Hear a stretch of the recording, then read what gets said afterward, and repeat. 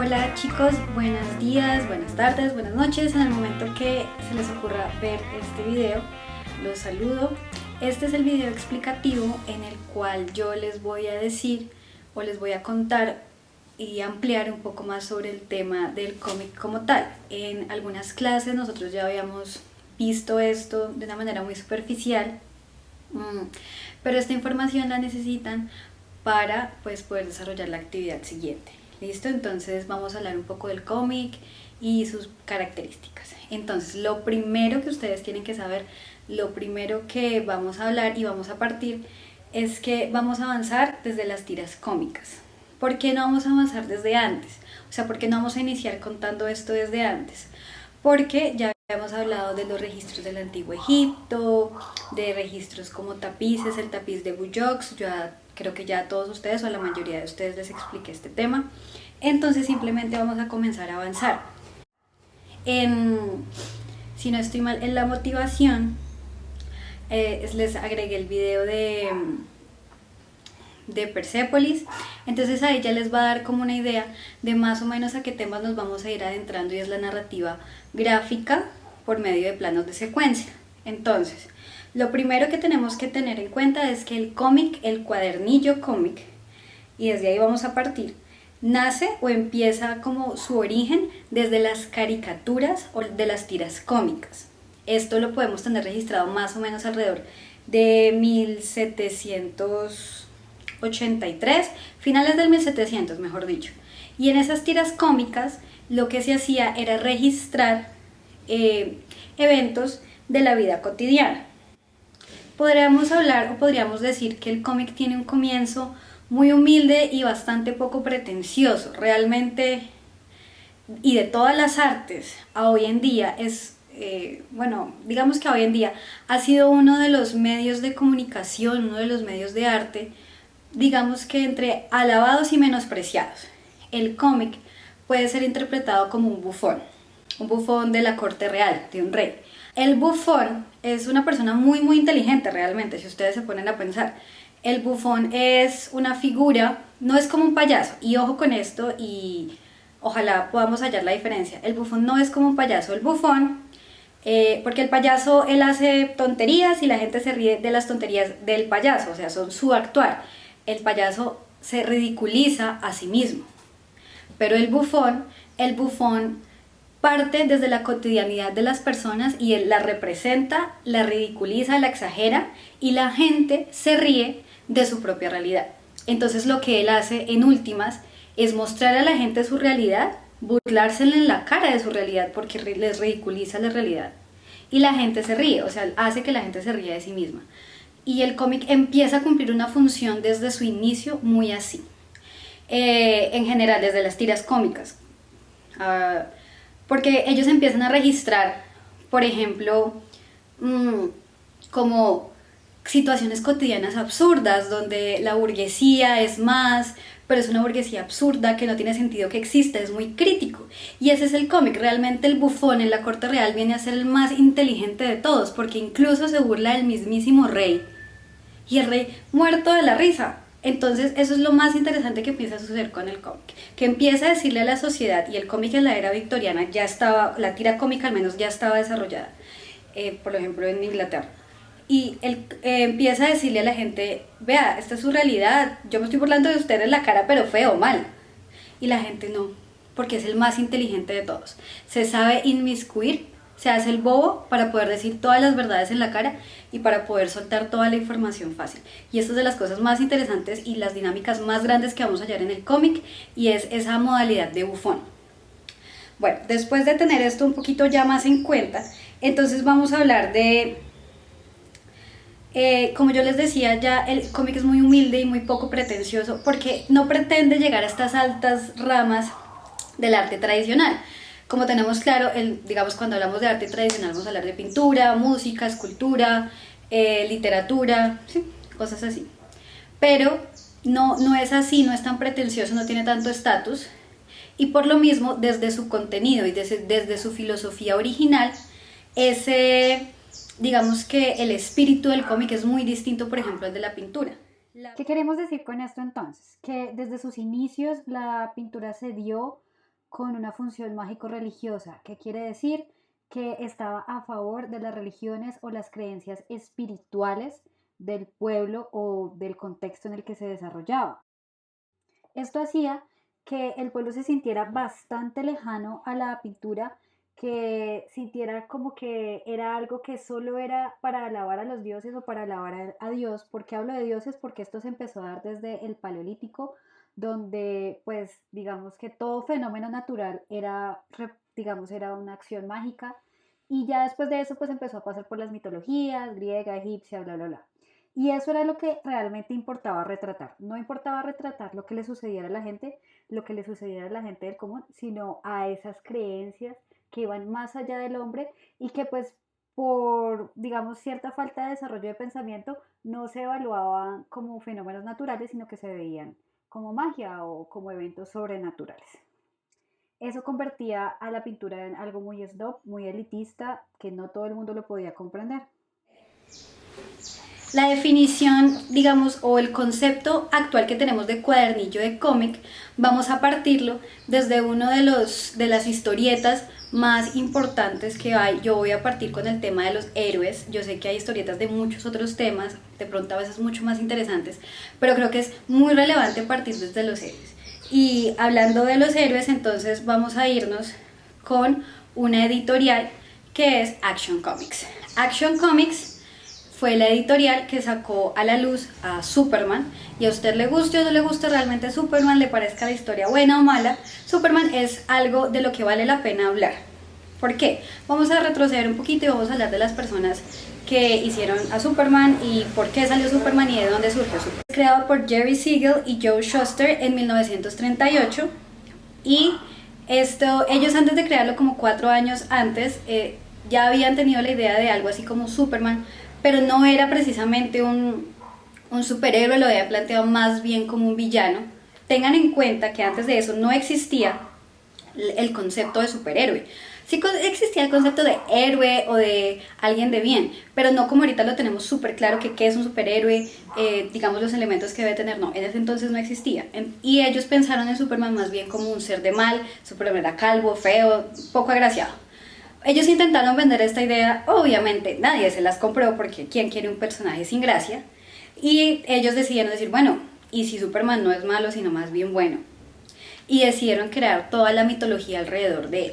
Jerry Siegel y Joe Shuster decidieron venderle su idea a Action Comics. Ellos finalmente la aceptaron, la recibieron, y pues salió Superman en una edición en Action Comics. Tiempo después, ¿qué pasó?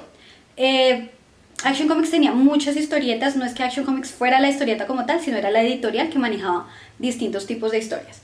No eran muchas, bueno, pero en su entonces sí parecían muchas, tenían como 3 o 4 más. Pero Superman fue la única que vendió un montón, o sea, disparó las ventas muchísimo. Pero las demás no. Y la editorial posiblemente, o sea, no iba a poder sostener las demás historietas, y Superman era difícil. Llegó entonces el National Allied Publications, que hoy en día conocemos como DC Comics, Detective Comics, de ahí viene. DC Comics empieza con su primera historieta, con su primer cómic acerca de un detective extrapolicial que hoy en día lo conocemos como Batman.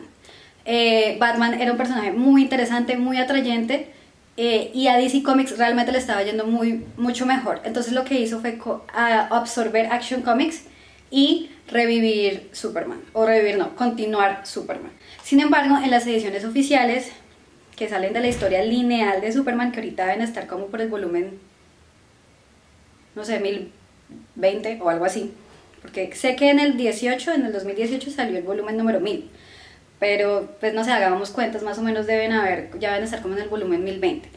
Y esas, digamos que sí siguen saliendo con la publicación en la portada que dice Action Comics. Entonces, para que lo tengamos en cuenta.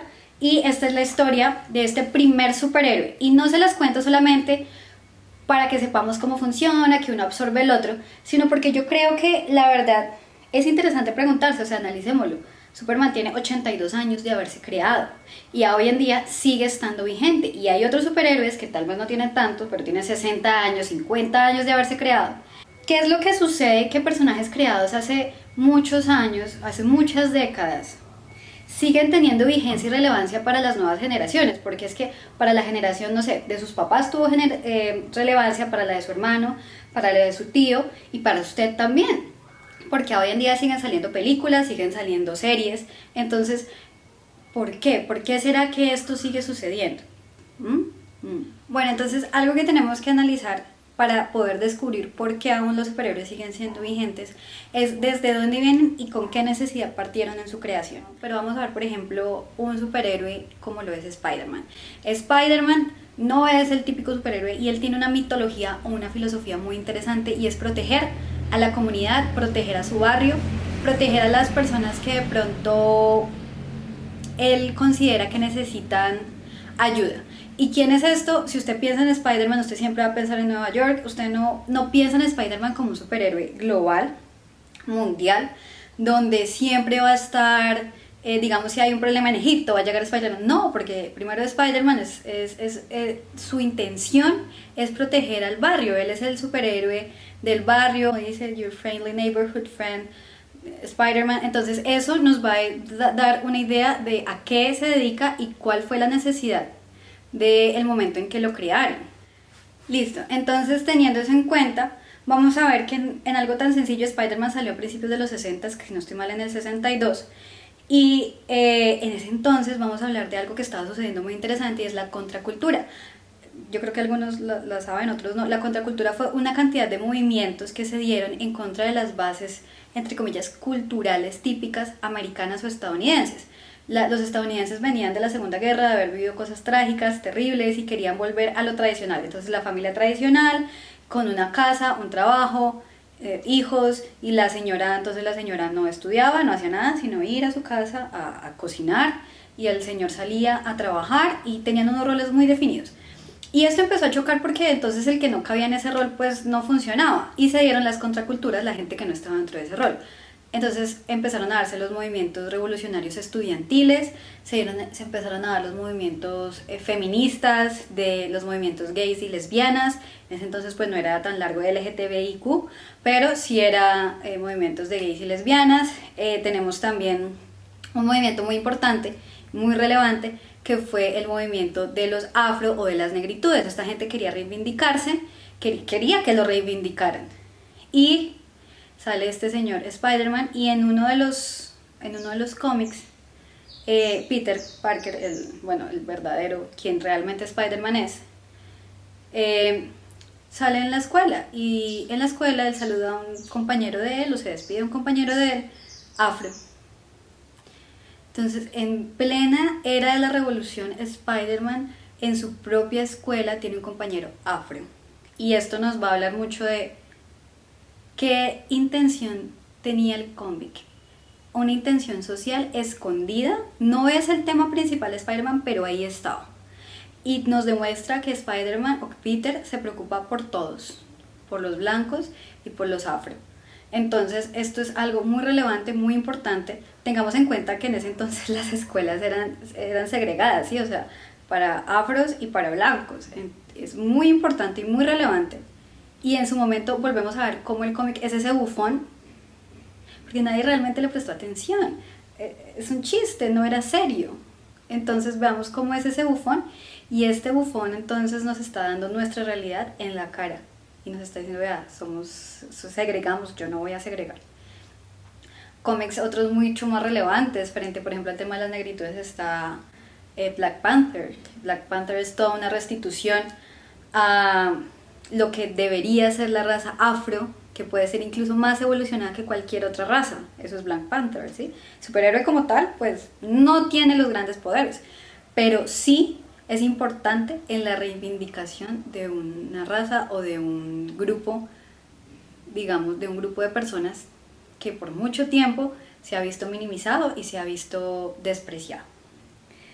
Entonces, esto fue en sus principios, y hay muchos otros ejemplos, pero por ahora nos vamos a quedar con eso. Superman nace en el 38. Y esto entonces quiere decir que surgió en pleno desarrollo de la Segunda Guerra Mundial. Y este pleno desarrollo de la Segunda Guerra Mundial nos da un contexto de una era bastante dura, bastante complicada, donde existía mucho pesimismo en medio de, digamos, en todo el mundo. Así, países que no estaban involucrados igual sentían el pesimismo y era algo muy general. Es una época lo que podríamos llamar oscura, algo similar a lo que relativamente similar a lo que podemos estar viviendo ahora, donde hay incertidumbre, no se sabe cómo va a ser el mundo mañana. Entonces, ¿por qué creo que esto es como muy relevante? Porque Superman es un superhéroe, digamos, originario o en su origen como cómic gringo. Y es como esta visión gringa de tener que ir a salvar, que es un complejo que tiene muy grande. Superman, Capitán América, son personajes que son creados para salvar a alguien más. Sin embargo, Superman es el único personaje que tiene una filosofía y mitología muy grande. Recordemos que todos estos personajes tienen unas filosofías inmensas, pero Superman en específico, o la de Superman en específico, es un poco más grande, es un poco más general o universal, porque no es lo mismo cuando hablamos de alguien como Spider-Man que solo va a salvar a la gente de Nueva York, del barrio de Nueva York, que cuando hablamos de Superman que él va a salvar el mundo. Y al salvar el mundo vamos a ver que su condición es un poco distinta a la de los demás superhéroes, porque Superman nace siendo Superman y en el transcurso de su vida se convierte en Clark Kent para poder encajar en el mundo, en este mundo humano. Él realmente no es un ser humano. Pero superhéroes como Batman, que empieza siendo Bruce Wayne, un evento trágico sucede, o un evento radical sucede, y Bruce Wayne termina siendo convertido en Batman, y tiene una filosofía también, y tiene un pensamiento y una línea, pero Superman, ya él es la tragedia, él es el gran evento que sucede, y él ya viene siendo Superman. Y esto nos va a decir algo que es un ser muy superior, muy superior a la raza humana. Viene aquí a la humanidad a intentar volverse humano, igual a nosotros con nuestros fallos, para poder salvarnos. Y esto es yo creo que esto podría llamarse una analogía muy grande a la historia, a un personaje muy importante de la historia que es Jesús, crea usted en él o no, ¿sí? Pero entonces la mitología o la idea de Jesús, la religiosidad, es que él es Dios que se convierte en hombre para salvar la humanidad. Y tenemos aquí a Superman, que no es un dios como tal, pero podríamos asimilarlo mucho a un dios, que viene a la tierra, te toca disfrazarse de humano para poder salvar la humanidad. Entonces vamos a ver que la mitología es mucho más grande, mucho más amplia, más compleja, y tendríamos que preguntarnos, ¿es un dios que se hace hombre o es un hombre que se hace dios? Y es ahí donde realmente veo la importancia de esta historia, de este cómic. Superman es uno de los personajes que no ha mutado a través del tiempo. Él tiene algunas variaciones en su historia, o sea, como unas ramificaciones distintas. Sin embargo, él como personaje se mantiene por completo. ¿Y cómo hace un personaje para mantenerse sin cambios en 80 años? Mis niños, es muy sencillo. Porque todos los humanos necesitamos lo que representa Superman. ¿Qué representa Superman? Bondad. Bondad y un ser incorruptible. Así es. Entonces, esto es lo que más debemos tomar de ahí. Que nosotros sentimos una conexión, un cariño, una relación con los superhéroes, no por los superpoderes. No porque, no sé, Linterna Verde se imagina tontadas y las puede hacer con un anillo. No, señor. Nos sentimos identificados o nos sentimos cercanos a los superhéroes porque nos reflejamos en ellos y nuestros más grandes deseos de lo que queremos que sea la sociedad lo representan ellos. Una gran moral, seres que no se pueden corromper, incluso un ser como Batman. Batman es un antihéroe, pero dentro de todo tiene unos estándares de moral muy grandes. Entonces, vamos a ver que realmente esta gente se mantiene, y especialmente Superman se mantiene, porque aún hoy en día nos gusta creer en lo que podríamos llamar la fantasía de la bondad siempre y del actuar bien siempre.